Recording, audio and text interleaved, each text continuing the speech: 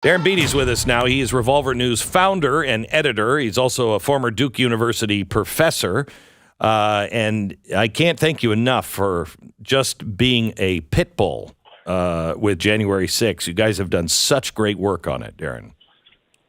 Thank you so much, and it's great to be back with you. Thank you. So I saw this report came out the 21st. What day is it today? The 23rd? Yeah. So 2 days ago, undercover cop cutting fences on January 6th. New evidence intensifies suspicions surrounding key Fedsurrection player. Tell the story of what you have, and you only have pictures and snapshots. You don't have the official video yet because that's being held by a court for some reason. But tell me what you have. Well, in fact, we do have video depicting this individual cutting fencing designated in the restricted area around the Capitol. So just to provide some context for this, there is a whole wide area around the Capitol that is usually perfectly fine to be on. It was designated a restricted zone just for January 6th, and it was demarcated by fencing.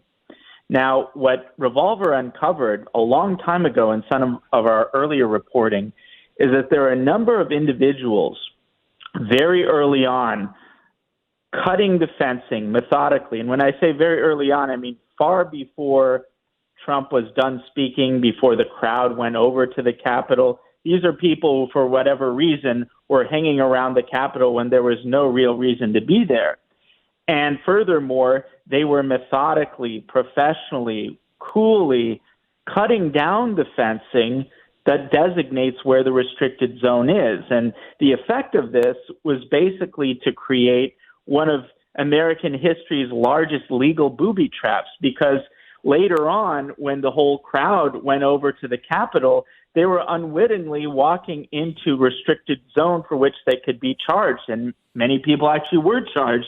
And this is an entirely separate story, but the Department of Justice actually used a misdemeanor trespassing charge to wrap up a Green Beret into a series of legal troubles that ultimately led to a felony conviction. And they were doing this punitively because he video recorded and released evidence of the government trying to recruit him as an informant leading up to January 6th. So there's a lot going on here, but the basic thing is there were people strangely removing fencing before the crowd got there. And hang on just a second. I want to point out, when you say strangely, it is strange that these people are hanging out 20 minutes before anything is going on, and they're calmly sitting there.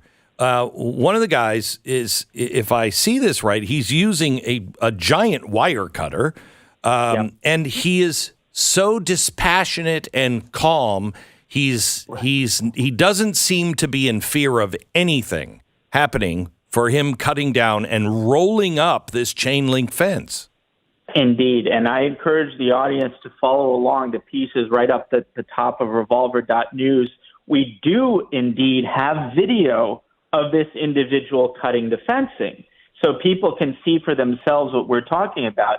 We have the video of this particular individual. There are several, but this particular one, who's kind of notorious, who has never been identified, who's never been indicted. The government has exhibited zero interest in him, but he was one of the key players methodically removing the fencing way before the crowd even got there, creating this booby trap that allowed the rally to turn into a riot.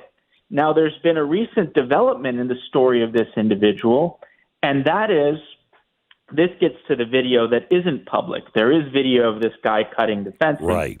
What isn't public is there's an individual called Free State Will, who is a January 6th defendant and also a researcher who's also been digging into this.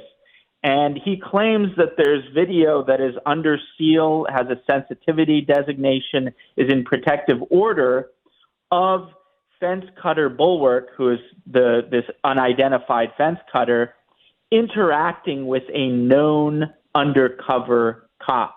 And in fact, interacting with the known undercover cop such that the cop says, "Appreciate it, brother," when this fence cutter removes the fencing, allowing the undercover officer to move forward.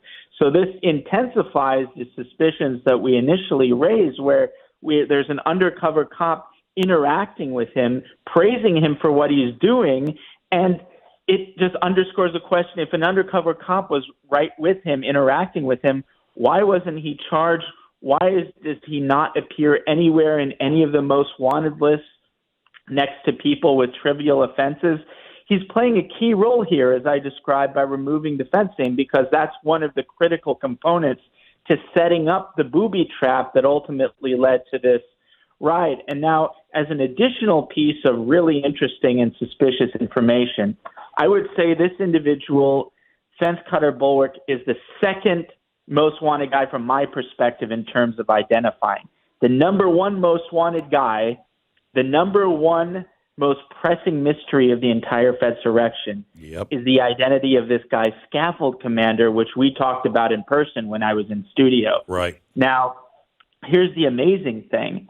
There's a picture, and we have it on this Revolver News piece. There's a picture of this fence cutter guy hanging out way before the riot happened, way before Trump was done speaking, before even the Proud Boys arrived at the initial breach site. And the whole official narrative is everything kicked off with the Proud Boys when they went to the Peace Monument at the west side of the Capitol. There's a photo of fence cutter Bulwark just hanging out as early as 12:31 p.m., 20 minutes before the breach kicked off, at the breach site, and within feet of him, also just hanging out casually, is none other than Scaffold Commander. So it's pretty clear that there were a handful of key undercover, inauthentic actors here who each played a critical and coordinated role in creating this booby trap, who have not been identified, who have not been indicted, and about whom the government has exhibited zero interest or even acknowledgement. Like, we have the face of the fence cutter.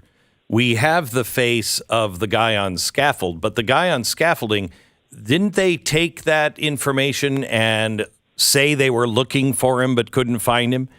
Have they taken... No. They haven't done that. As far as I know, the government has not even acknowledged that Scaffold Commander. How's that possible? I've made a huge deal about him. He's the number one guy. Everyone knows about Ray Epps. We've reported extensively about Ray Epps. Scaffold Commander is just as egregious as Ray Epps. He's not only, like fence cutter Bulwark, can be seen cutting fencing very early on, participating in the booby trap, but he plays a critical role in the second component of the trap, which is he's perched way on top of the scaffold with a bullhorn, telling people to move forward, move forward, move forward. So you have people who had just finished hearing Trump's speech. They move over to the Capitol. They're not aware that they're trespassing because people like this fence cutter cut all the fencing, indicating that it was a restricted area. And then you have an authoritative voice continuously booming from on high, saying, move forward, we need your help, move forward. Is there a medical emergency? What's going on? So the crowd moves forward. And then when people started breaking in the windows and going into the Capitol, Scaffold Commander was saying, go into the Capitol, move into the Capitol, fill up the Capitol. So he was a key instigator, not only cutting fences, but more importantly and critically, perching himself up on the scaffold, telling people to move forward and then go into the Capitol. And this is a guy, again, just like fence cutter Bulwark, not only has he not been indicted, he has not been identified. And I think these two individuals, which amazingly, we have a photo of them sitting within feet of each other way before anyone was there, just happened to be coincidentally perched right at that initial and decisive breach spot. These two guys need to be identified. I've really spent a lot of time and resources trying to identify them with no success. I think this recent video, if it comes out, could be helpful, indicating an exchange between fence cutter Bulwark and the undercover officer. As for Scaffold Commander, again, he's on this piece at revolver.news, and he's in our classic piece doing a deep dive on all of these critical people who were pre-positioned before the Proud Boys got there. I even ran facial recognition on Scaffold Commander. No success. I'm very convinced that if either Scaffold Commander or Fence Cutter Bulwark were simply identified, it would be the biggest scandal in the country and definitively confirm that January 6th was a Fedsurrection in the darkest sense of the imagination. Do you have anybody on the Hill in the weaponization of government looking into this? No, not as far as I know in the weaponization of government. And it's really unfortunate. It's unfortunate that the GOP generally hasn't dedicated some resources into doing this because, again, we've come up to the brink. We've changed the national conversation. We've shown these people, but we kind of need help getting that last step to make everything definitive of just saying, who are these guys? That's all we need to do. It's simply a matter of identification. And in this age of ubiquitous surveillance, it simply boggles the mind that these key people can't be identified. And it's one thing for the government not to be interested, because I think we can guess why, but for the GOP not to really be interested, because the whole purpose of this Fedsurrection narrative is to justify the weaponization of the government against the GOP and more importantly, against its constituents.